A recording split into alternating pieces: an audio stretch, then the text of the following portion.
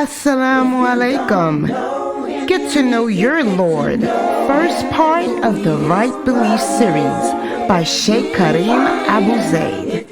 This dynamic literary work of art's main goal is to revive an understanding the names and attributes of Allah. And understanding the name and attributes of Allah will elevate our faith, strengthen us, and keep us steadfast. This wonderful book is now available in an audiobook format and can be found free of charge on YouTube, channel Karim Abu Zaid. Get to know your Lord. You have nothing to lose.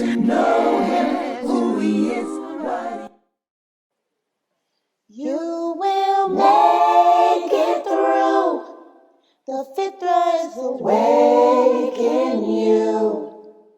With Quran and Sunnah by your side, here's a place where it will thrive. You will make it through. You will make it through. The fitra is awake in you.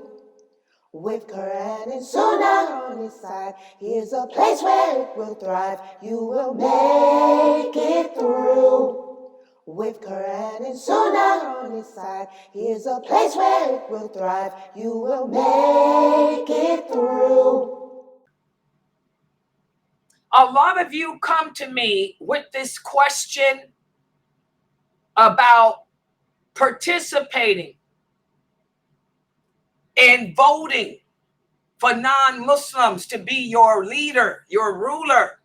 I've talked about it enough. I've given you all the clear dalil, the clear evidence that the Prophet, first of all, is clear. The Prophet sallallahu alaihi wasallam was clear. The hadith, what's the source? Bukhari and Muslim. No non-Muslim can ever be a ruler or a leader over a Muslim under no circumstances, not even in regards to marriage. Nobody loves a woman more than her father does.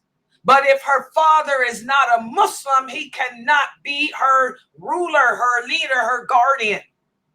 So if my father cannot be my ruler, my leader, and no man on this earth will ever love me like him, why do you Muslims in America and the United Kingdom think that y'all can elect kafirs to be your ruler and make laws and decisions for you? If my father can't make decisions for me because he's not Muslim, and no man on this planet will ever love me like him, what makes you think that some kafir who doesn't love you, don't know you, and doesn't even like your way of life is going to ever advocate for you? Well, you know, it's haram. There's no question about it. Okay? No question about it. I've dropped the mic on that topic in and out. But what I like about this chapter of the book, Diluting Al-Bara, Sheikh Karim Abu Zaid is now going to take us into the dimension of how to implement Al-Bara, allegiance and disassociation, living in a non-Islamic society when it comes to legal verdicts, legal decisions, legal choices, and all of that. So I want everybody to pay attention for the next 2 weeks. For the next 2 weeks, as we go through this chapter, you will have all your reasons. You already got the dalil that you can't vote in no presidential election. Anybody telling you, oh, we need to have a voice? Allah has already said in the Quran that the kafirs will never give you a voice. So you calling Allah a liar? You think because you in America, America's going to give you a voice? America ain't never even gave a black person a voice. So what makes you think they're going to give a voice to a Muslim when they look at us as being terrorists? You people crazy. Okay, but anyway, When we complete this chapter, inshallah, you guys will walk away understanding why, even though the believer doesn't ask why.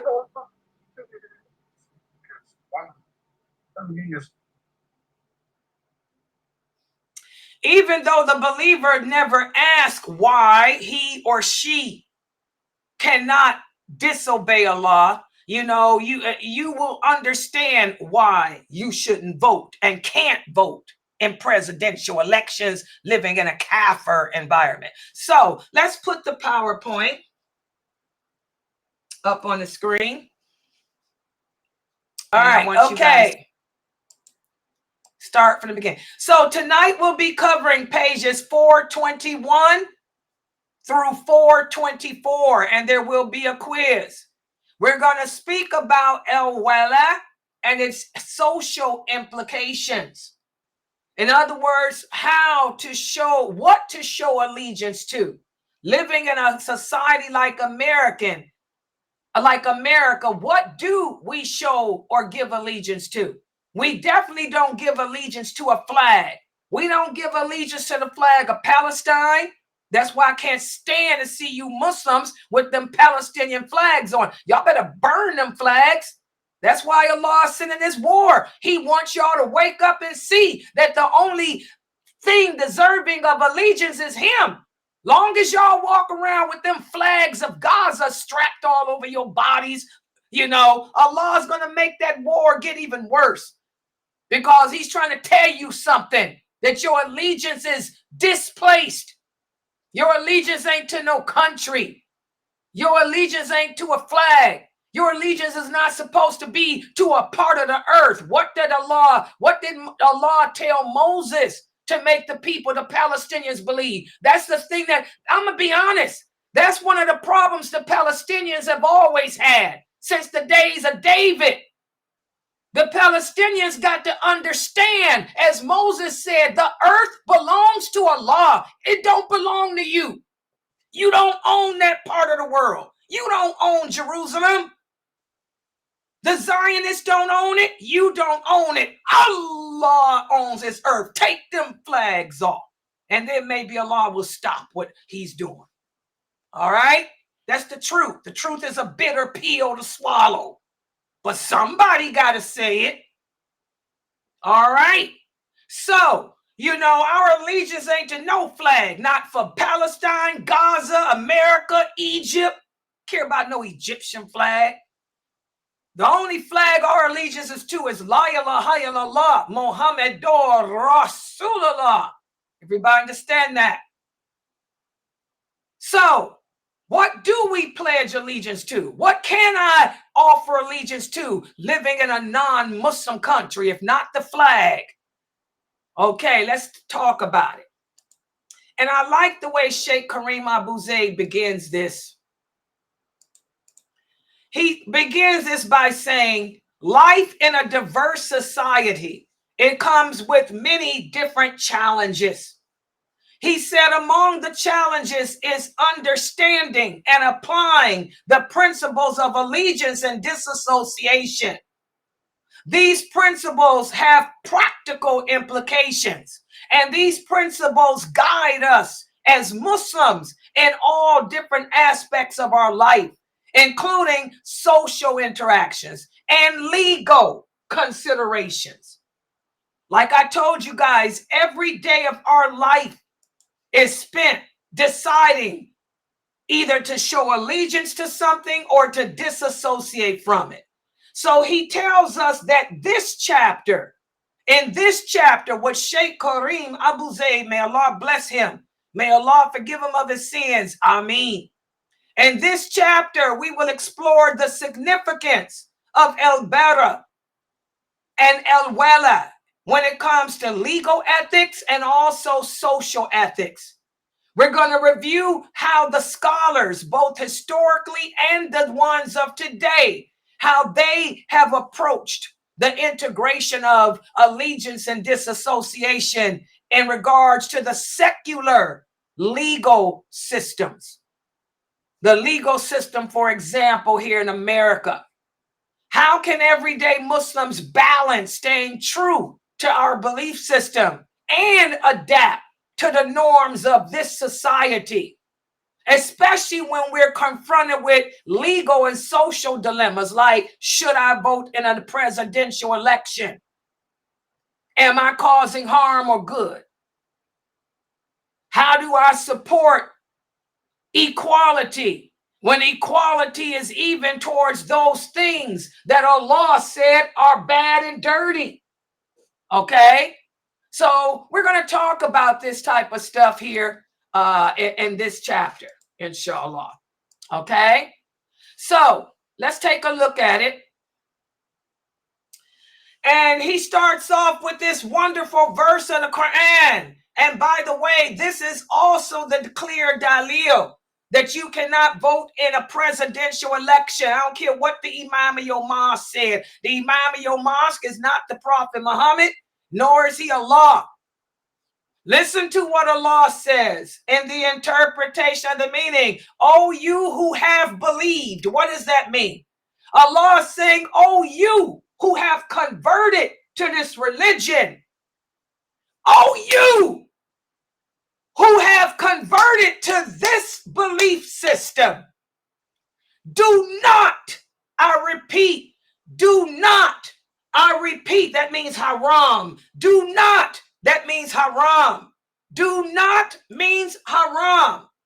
Do not take the unbelievers as friends, leaders, and supporters over you instead of the believers. That's the dalil. That verse right there, that's your proof, Aki, that you can't vote in no elections for no non-Muslim. Plus you got the hadith where the Prophet sallallahu alaihi wasallam explained this verse too. He said a non-believer can never be a ruler or a leader or guardian over a Muslim.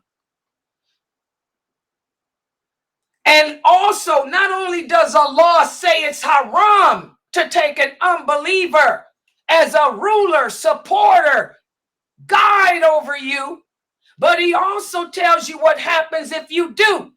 He says, do you wish to give Allah a reason to punish you? Hello.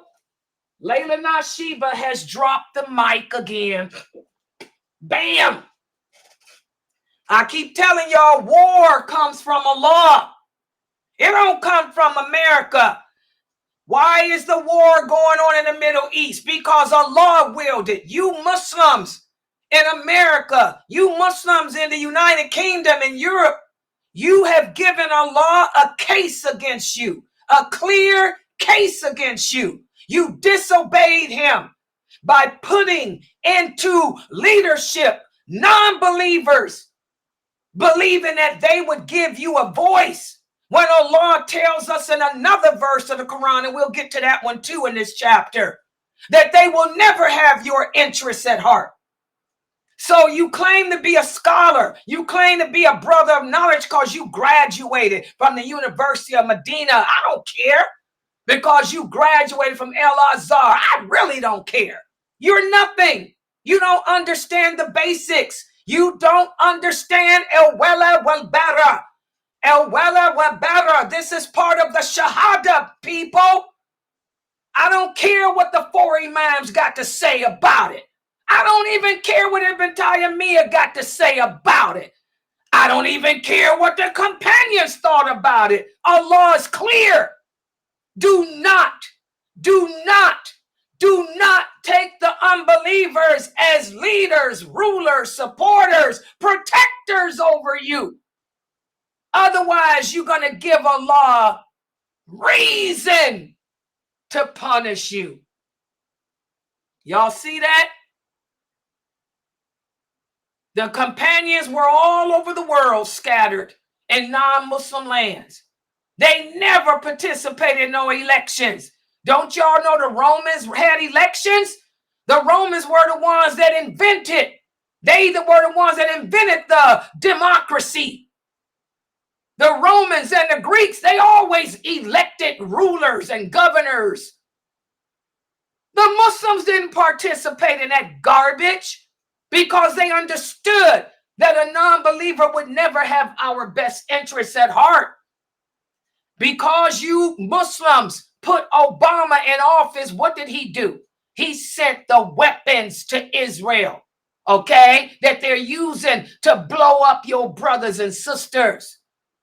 You voted for Obama. He passed all kind of laws that totally contradict the laws allowing same-sex marriage. You got to answer for that. All you Muslims who listen to your imam instead of listening to Allah, y'all are going to answer to Allah for passing the law to make it lawful for people to have same-sex marriages. Oh, yeah. You take on the sin of what you've done. You've made yourself a clear case against the law. Y'all see that verse? Screenshot it.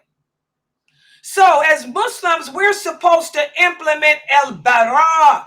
What is Al-Bara? I hope I'm pronouncing it. For one of the brothers that's listening to me, you know how I feel about you, Aki. I heard you pronounce it. I'm trying to pronounce it like you. Al-Bara. Al-Bara. As Muslims, we're supposed to implement Al-Bara when it comes to anything that contradicts what Allah says. I can live in America. I can be peaceful. I can vote for garbage men. Oh, yes. Say, for example, city council has having a meeting. They want everybody to come and vote whether or not we want the garbage to be picked up on Mondays or Tuesdays. I can vote for that because that has nothing to do with putting a ruler over me. That doesn't contradict this verse of the Quran. Say, for example, your city council wants you to vote whether or not you want taxes to be increased. Oh, no, we don't like taxes. I can participate in that. City council wants you to come and vote whether or not they should implement a non-discriminatory act. Yeah, as long as it ain't against something that Allah says. But now they want you to go out and vote between a bunch of non-Muslims, which one you think would be a better president. I have to disassociate from that because Allah says here, oh, you who have taken on this belief system, do not, that means haram, do not take unbelievers as rulers, leaders, supporters over you. So I can participate in garbage collection day, taxes day, school board run and all that. I can, whether we're going to have a union or not, I can vote for a union or not. But as far as putting someone over me that's going to make laws, rules, conditions as to my survival, this is where I distance myself. Y'all understand that? So Al-Bara serves as a counterbalance in distancing us from the un-Islamic practices and the un-Islamic ideologies of the society in which we live in. Y'all understand that? Is this clear? And I know when you read the book, Sheikh Kareem, may Allah bless him, he's using United Kingdom English. I've tried to break the words down into better English for y'all to understand here in America. Okay. Also, we have this hadith. Whereas the Prophet, sallallahu alaihi wasallam, said, whoever, if you truly love for the sake of Allah, and hate for the sake of Allah, and give for the sake of Allah, and withhold for the sake of Allah, this is the person that has true belief in him. If I love for the sake of Allah, why would I even consider having a non-Muslim as a wali for me? I love my father, but my father is not Muslim. And I don't love my father more than I do Allah. Why would I even think to have my father as a guardian or ruler over me to make decisions for me? No, my father can't do it. Much as I love him, I have to distance him from that. I'll give it to the local imam. Okay? That's loving for the sake of Allah. You have to love everything that Allah loves and hate the things Allah hates. Just like the hadith that we spoke about the other day, whereas the Prophet sallallahu alaihi wasallam said, whenever a Muslim gives titles of grandeur and titles of honor to unbelievers, you anger Allah and you bring his wrath down on you. Because Allah gets angry, because if they were deserving of those titles, then they would believe in him. How can you refer to Darwin as being one of the greatest thinkers of all time? How can you refer to Sigmund Freud as being one of the greatest thinkers of all time when these men never thought, they never believed that Allah is Allah? They believed in evolution. So it goes hand in hand. We have to hate what Allah hates. Allah hates disbelief. So why would I sit here and glorify a kafir? Obama.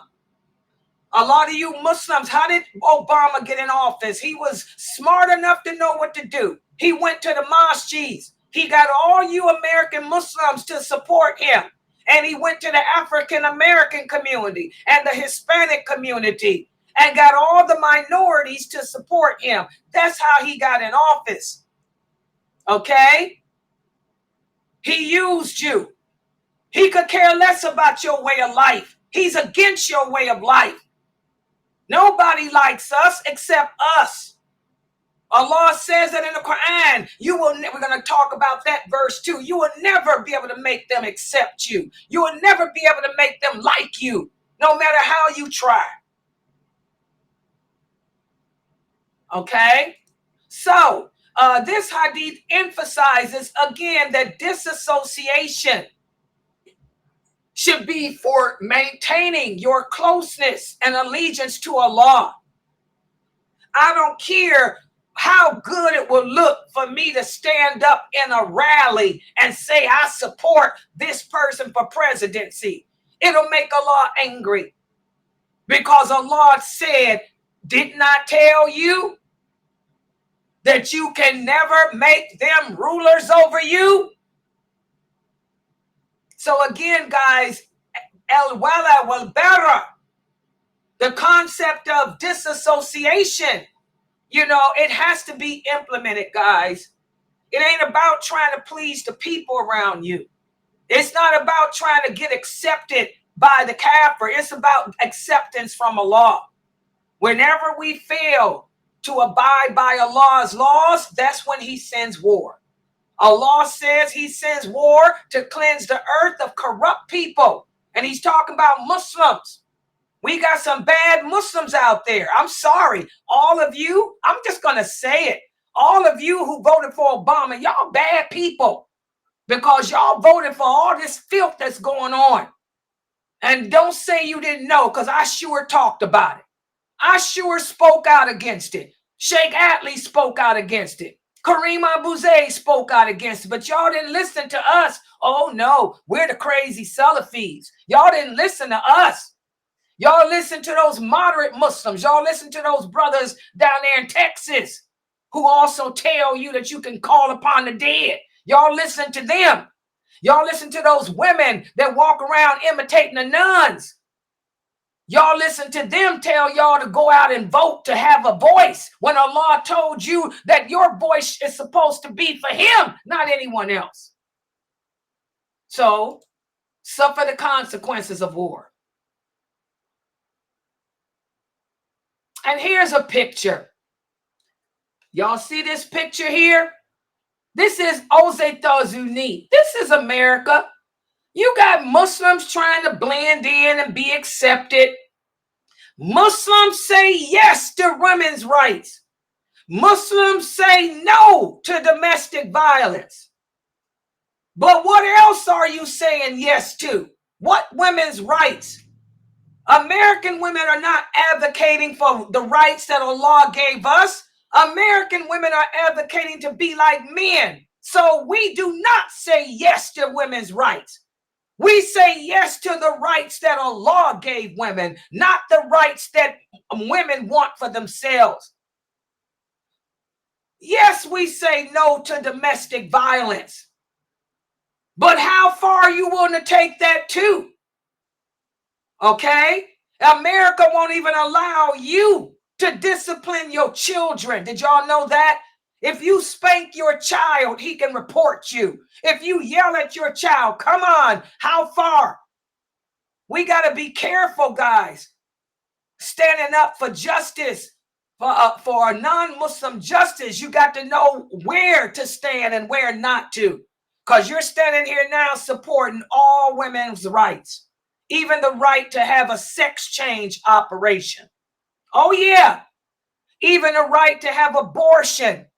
That's part of women's rights too. The right to abort. What does the law say about abortion? What does the law say about sex change? What does the law say about women imitating men?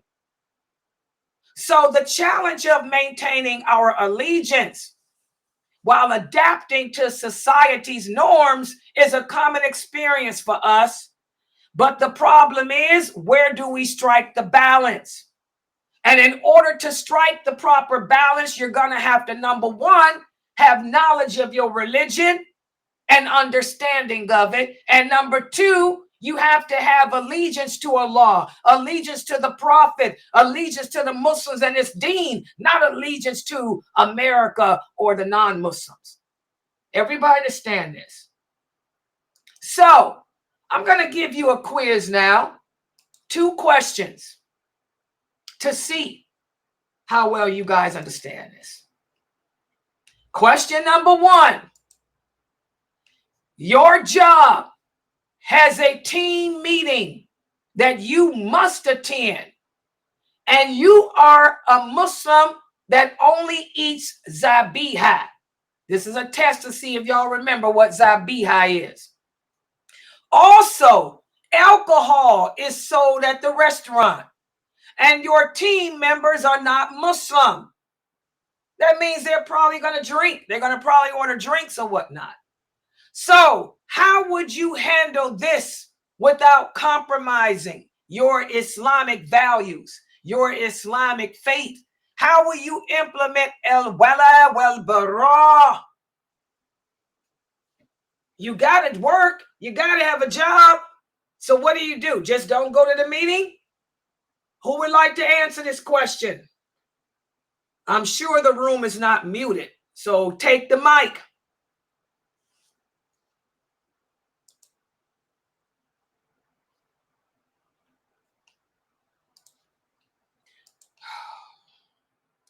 Let me start at the top. Amina Fresno, how would you handle this situation without compromising your Islamic values?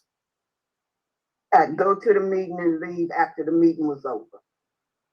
Okay, you'll just go to the meeting and leave? What y'all think about her answer? They ain't gonna say nothing. Yeah, her answer is okay, but I would have put more emphasis in it. Okay, what would you say, Mina? I would have basically just tell them that, well, I don't know. It just all depends. So is the meeting mandatory, you said? Y'all, all my questions are questions of fiqh. What does fiqh mean? And to see if y'all understand, read the question. It's clear. Okay, yeah. Okay, so no, I wouldn't go. Just for the simple fact is they're going to be selling alcohol in there, and I'm not going to sit in the company while they're selling alcohol. So even if the meeting is there, if it is a meeting, even if it's mandatory, I'll tell them that I can't go. So okay, so now give me another option to go to. Yeah, so now you've been fired. Was that an example, guys? She's fired. With that, that's an extremist attitude. With that type of, y'all see, fiqh means thinking. We Muslims don't, in America and the West, we don't think. You know, and that's why we lose jobs. That's why we think that we can't have a good life here. No, you're fired. Well, okay. Okay, wait, let me go read back some. to what Mama said. Yeah, she'll go see what they said at the meeting and then leave. So we can go back to that. Okay, you do that, then you have kept your job at the expense of making Allah angry with you. Now you've compromised your Islamic values. So with that, the attitude that Amina said, I'll go and then leave. Well, guess what? You better hope that lightning don't strike you, because now you've compromised your allegiance to Allah, your allegiance to the Prophet, your allegiance to the religion. You've done some sinful things. You better hope that you get the chance to repent and you realize what you've done, or you gonna burn, baby, burn in that grave. Okay, both answers is wrong. Anybody else want to try it? I would just move to a different job if they forced me to. Well, you're fired. You ain't got no wife. You ain't got no kids. You living on the street in a box like a lot of the people in California. Okay, you've joined the box, people. Come on, who can answer this question and use everything they've learned as a Muslim? Show me that you guys are practicing Muslims, that you're just not Muslim in name, who don't know your deen. Most Muslims don't know the deen, and those are the answers they would give. They would either say, yeah, I go and suffer the consequences, or I won't go and suffer. Is that the way the Prophet would have done it? How would Aisha handle herself? How would lailanasheeba handle herself in this? Anybody else want to try it?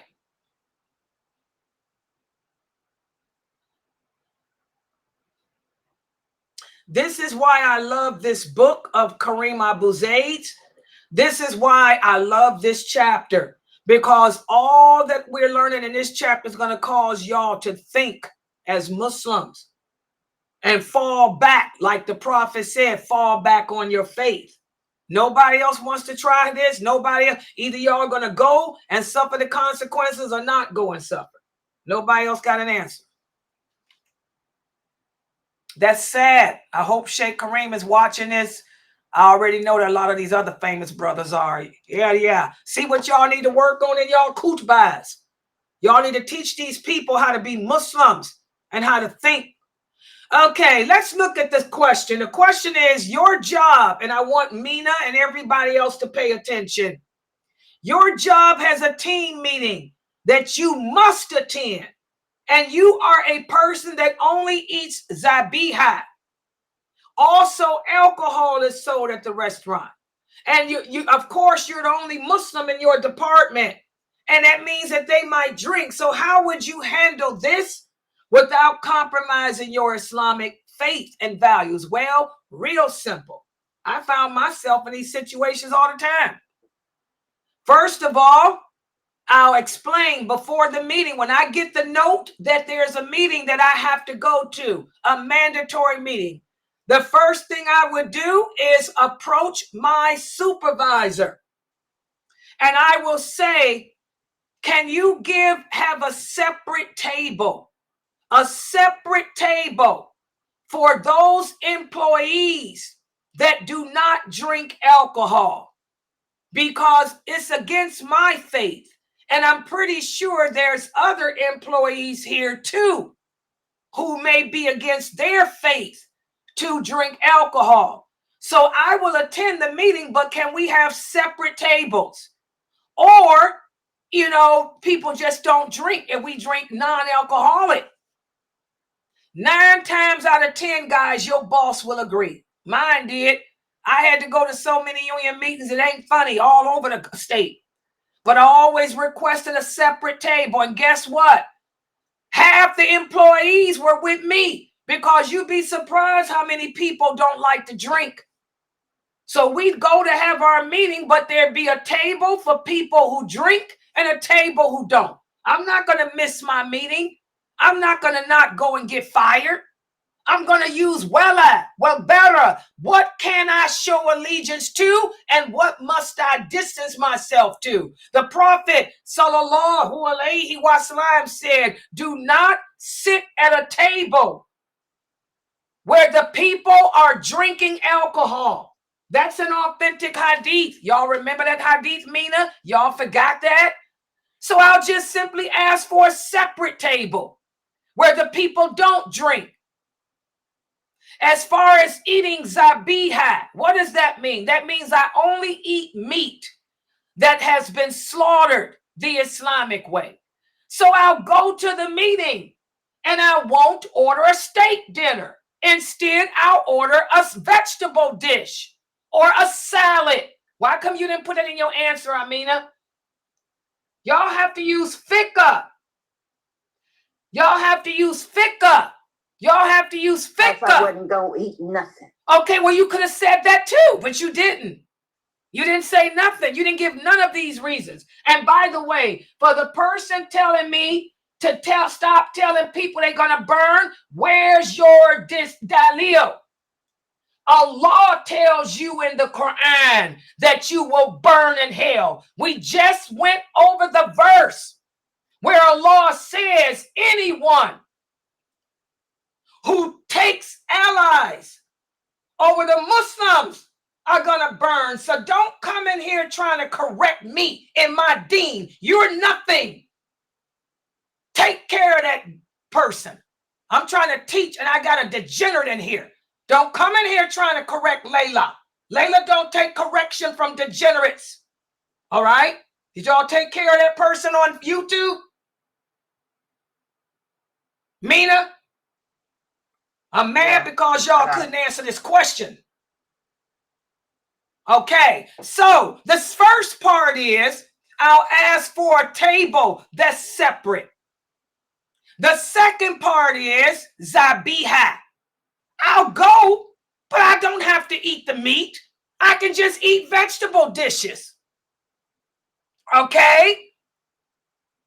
So I distance myself from that which Allah commands me to distance myself from. And I can carry on my job as a team member and bring to the discussion what needs to be discussed. Y'all understand that? I'm trying to teach y'all how to practice this religion, not how to memorize words. And y'all end up in situations where you are living on the street, or you living on welfare, or you just lost. Okay? I want y'all to give me real answers. I don't want y'all giving me dingbat answers. You all are my students. I'm very disappointed in all y'all in the Zoom room. Sister Layla, mine was real because I wouldn't go. Well, then you would be fired. You're supposed to. No, I wouldn't be fired because I've had that done to me before, and I told them. Well, you at my job, you'd be fired. This is a meeting that's a mandatory meeting. It says you must attend. You don't make your rules on no job. If your boss tells you you have to attend a meeting or else, and you don't attend, you're fired. What I want you guys to do is give me the answers based on well, well, better, not based on rinky-dink. Y'all understand? I want y'all to give me the answers based on the Quran, based on the Hadith, and based on how to implement well or better. I don't want y'all giving me those tough guy answers. Oh, I just get fired. Well, you could afford to get fired, but I couldn't. I'm a person that got a baby, no husband. If I get fired, I'm on the street. I ain't living on no street. I'm going to attend that meeting, and I'm going to still uphold my Islamic values. I want y'all to tell me how. Y'all understand? Look at this next question and answer it Islamically, not numbskully. Okay? Here's another question. You are an advocate for social justice, and you just converted to Islam. This is your job. This is what you do for a living. This is what you do best. This is what you do. So a person that is doing something ain't going to give it up because they ain't going to be able to live without it. So part of your job is to participate in a demonstration that's advocating for the rights of women in the workplace. It's also advocating for equal pay and the rights of people to identify as whatever gender they choose. And also included in this demonstration is the right for non-sex bathrooms. Now, I want somebody to answer this question like a believing Muslim and tell me, how would you balance your Islamic values and those of society in this situation? Amina Fresno, start them off. And be intelligent, Mina. Don't be rough and tough. Give these people a clue, Amina. Sure, you know I can't walk with you, but at the same time, let me think. You used to be a union steward, so you should be able to answer this. I wasn't no union steward, now, Sheba. I'm a tax representative. I take people money. Well, then that makes it even better. Okay, let me see. I don't know. Go to somebody else, Layla. I can't. You know these people ain't gonna, girl. I know. Wait a minute. Wait a minute. Where's Anissa? Is Anissa in here? Yeah, where Anissa at? Come on, somebody. Mina, let's see you trying to answer this one. Now I got to go to your daughter. Go to my daughter. Mina, go ahead. Break it down, Mina. Look at it Islamically, Mina. Use wala wal bara, Quran wa sunnah. Go ahead, Mina. Okay.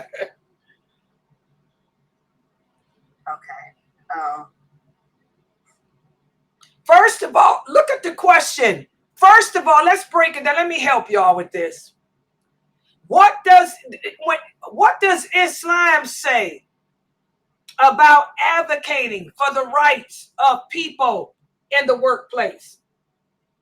Is this against Islam? Does Islam forbid us from advocating for equal pay? Does Islam teach us that women got to be paid less than men? I mean, is it okay to advocate for that? That's the first thing you ask yourself. Does advocating for the rights on the workplace to equal play, equal time, equal treatment, does that contradict Islam? What do y'all think? Does it? No, it doesn't. Okay, so that part I can advocate for. What about the rights of people to identify as whatever gender they choose? What does Islam say about that? Yes, it goes against what? Okay, so that I have to use Al-Bara. I have to distance myself from that. And what about same-sex bathrooms? That contradicts Islam too. It does, yeah. So I distance myself from that. So in a case like this, I would say, wow, I would go to my supervisor. I would go to the director. And I would say, you know what? It's a shame that disparate treatment is shown on the job in regards to the policies on same pay, same job.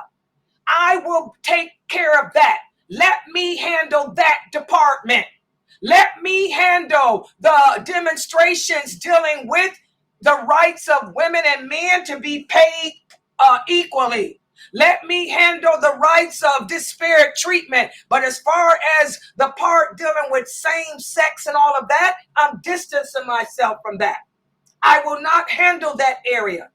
Let it be known that lailanasheeba will be in charge of addressing the rights of fair treatment, fair pay, equal pay on the job. Bring all the press release to me on that. But when it comes to the same sex stuff, I have nothing to say about it. I have no comment. I'm not dealing with it. Y'all see how I did that?